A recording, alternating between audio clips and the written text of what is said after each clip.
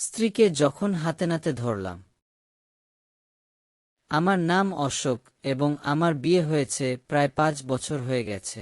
এই বিয়ে থেকে আমাদের একটি ৩ বছরের বাচ্চাও আছে। বিয়ের প্রথম ৩ বছর খুব ভালো কেটেছে। আমি এবং আমার স্ত্রী আমাদের জীবন নিয়ে খুব খুশি ছিলাম।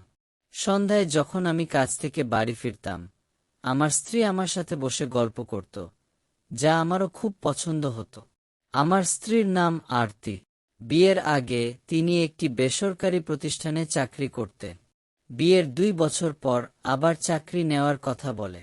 আমি প্রথমবার না করেছিলাম, কিন্তু আরতির জোরাজোরিতে আমি বললাম, ওকে বাবা, জব করো।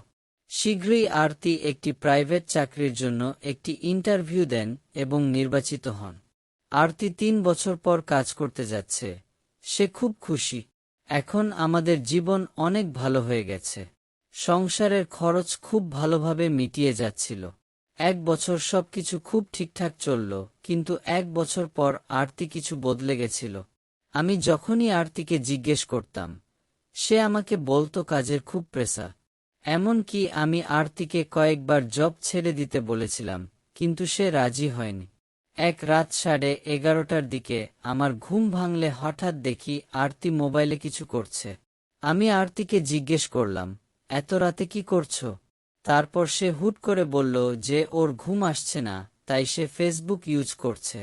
পরের কয়েকদিনে আমি আরতিকে মাঝরাতে তার ফোন ইউজ করতে দেখছি, যা আমাকে খুব বিরক্ত করছিল। একদিন সকালে যখন আরতি স্নান করছিল, তখন ভাবলাম ওর ফোন চেক করব। তার ফেসবুক অ্যাকাউন্ট খুলতেই অবাক হয়ে গেলাম। ফেসবুকে বসের সঙ্গে আরতির অনেক রোমান্টিক মেসেজ ছিল।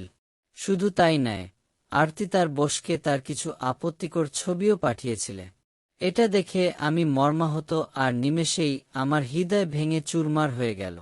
আরতি স্নান করে বেরিয়ে আসার সাথে সাথে আমি তাকে তার ফোন আর সেই পাঠানো মেসেজ দেখালাম। আমার রাগ দেখে আরতি ভয় পেয়ে গেল। আমি আরতিকে এই অবিশ্বাসের কারণ জিজ্ঞেস করলে সে কিছু বলল না। কিছুক্ষণ চুপ করে থাকার পর আরতি আমাকে বলল, অশোক, তুমি সারা জীবনে যতই রোজগার কর না কেন, রমেশ যতটা আয় করছে ততটা আয় করতে পারবে না। আমারও কিছু ইচ্ছা আছে। আমিও জীবনের সুখ চাই, এবং সেই কারণেই আমি আমার বসকে একজন পারফেক্ট হাজব্যান্ড হিসাবে বিবেচনা করি, যিনি আমার সমস্ত চাহিদা পূরণ করতে পারে। এই কথা শুনে আমি আরতিকে শুধু বললাম, তুমি তোমার ৩ বছরের বাচ্চার কথাও ভাবলে না। আরতি আজ পর্যন্ত আমাকে এর উত্তর দেয়নি। ডিভোর্সের ২ বছর পর আজ আমি একা এবং আমার সন্তান আমার সাথে আছে। আরতি তার বসকে বিয়ে করে এবং ১ বছর পর তার বস তাকে ছেড়ে চলে যায়।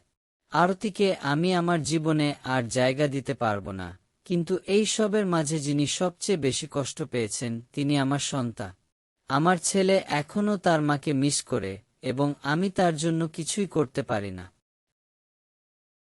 জীবনে এগিয়ে যাওয়াটা জরুরি, কিন্তু আমি শুধু তোমাকে বলতে চাই, উন্নতি পেতে কোনো মূল্যবান সম্পর্কের ঝুঁকি নেবেন না। আপনি যদি একটি সম্পর্ক ভেঙে অন্য সম্পর্ক তৈরি করেন, তবে আপনি কখনই সুখী হতে পারবেন না।